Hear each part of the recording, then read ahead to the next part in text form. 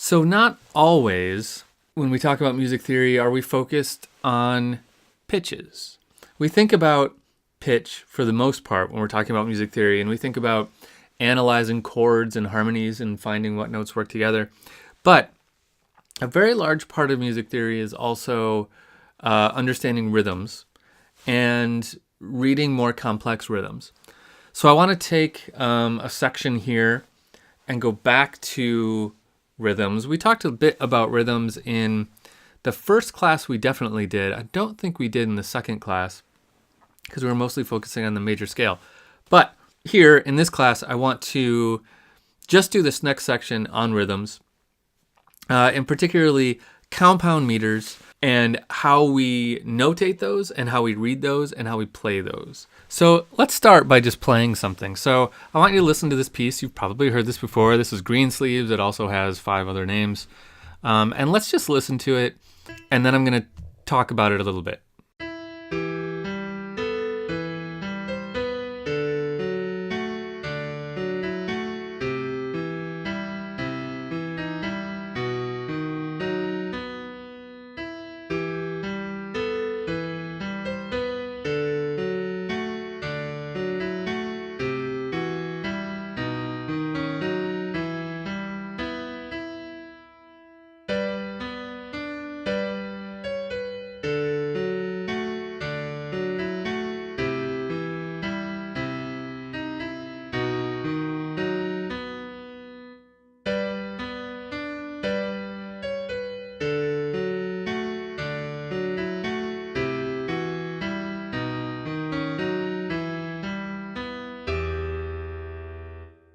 Okay, so let's do this.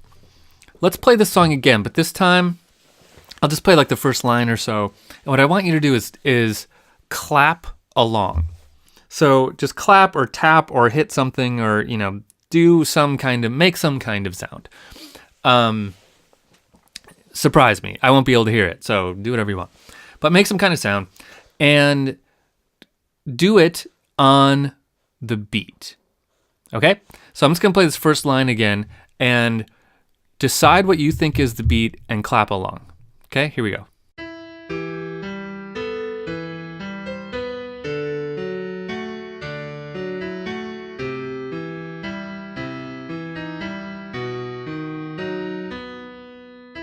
Okay?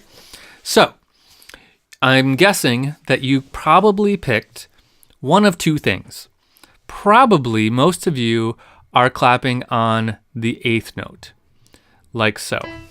3, 1, like that.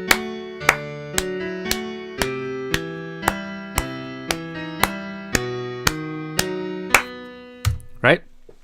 If you did not do that, you may have also found a bigger 2 in this, which you can do like this.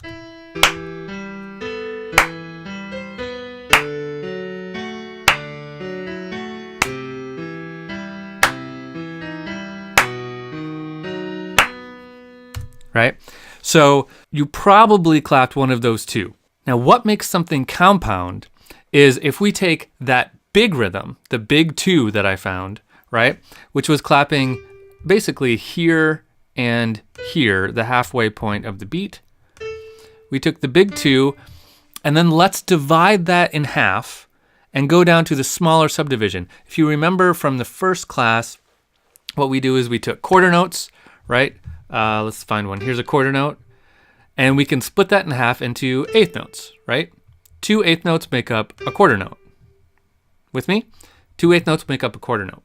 So if we took that big beat that I was hearing, what I called the big 2, and we slice that in half, what we end up with by going down to the faster beat that I think most of you probably clapped on, that adds up to 3 of those for every one of the big beat, right?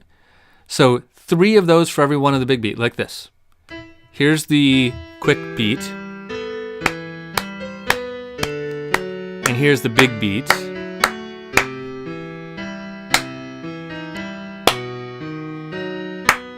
Right? So there are 3 of the faster pulse for every one of the slower pulse. So it's a 3-to-1 relationship. Thus gives us compound meter. Now, how many in this case, we're in the meter of 6/8. We're going to talk about meters in just a minute, but we're in the meter of 6/8, which means there are 6/8 notes, right? And typically, we can feel that in 2 if we want, which might blow your mind. Why? The reason is, in compound meter, we group things by 3s, and there are 2 sets of 3. And that equals 6/8 notes, but it also equals 2 big sets, right? What if we were in 9/8? We would feel 3 big sets of 3, or 9/8 notes. Now, jumping back to our little clapping or banging or hitting experiment, which of you was right, right? I suppose I should give you a correct answer. Those of you that clapped the 6/8 notes, the faster one, or those of you that clapped the 2 big beats, which of you was right? The answer is, you're both right. Because I didn't say clap the 8th note, in which case, if I would have said that, then those of you that clapped the faster one would have been right. And if I would have said clap the dotted quarter note, then the ones of you that clapped the slower one would have been right. But I said clap the beat, which in this case is a bit subjective. It's whatever you feel the beat is. So you're both right. Okay, so that's basically what compound meter is. It's when we take the big pulse and we divide it in half, we get groups of 3. And there's a couple different ways we can do that. And let's get into talking about how this works right now.